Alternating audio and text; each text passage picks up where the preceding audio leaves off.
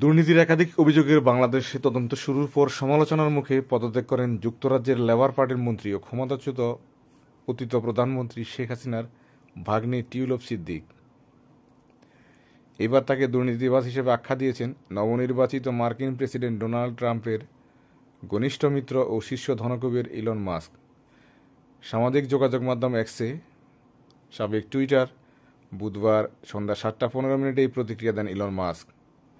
দুর্নীতির অভিযোগে আলোচিত টিউলিপ সিদ্দিকির পদত্যাগের বিষয়ে মারিও নাফলের একটি টুইট বার্তা শেয়ার করেছেন তিনি। শেয়ার করা সেই বার্তার সাথে ইলন মাস্ক ক্যাপশনে লেখেন, লেবার পার্টির শিশু কল্যাণ মন্ত্রী শিশু নিগ্রহকারীদের নিরাপত্তা দেয়, আর দুর্নীতি বিরোধী মন্ত্রী নিজেই দুর্নীতিবাজ।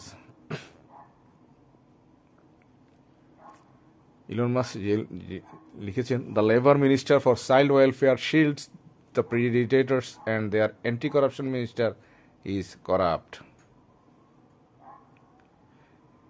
টিউলিপ সিদ্দিকি যুক্তরাজ্যের অর্থ মন্ত্রণালয়ের অর্থনীতি বিষয়ক মিনিস্টার, ইকোনমিক সেক্রেটারি ছিলেন। দেশটির আর্থিক খাতে দুর্নীতি বন্ধের দায়িত্ব ছিল তার কাঁধে। উল্লেখ্য, বাংলাদেশের দুর্নীতির তদন্তে টিউলিপের নাম আসার পর থেকে তার উপর পদত্যাগের চাপ বাড়ছিল। সম্প্রতি বাংলাদেশের দুর্নীতির একটি মামলায় তার মা, ভাই, বোন ও খালার পাশাপাশি তাকেও অভিযুক্ত করা হয়েছে। তবে টিউলিপ সিদ্দিক বরাবরই এসব অভিযোগ অস্বীকার করে এসেছেন।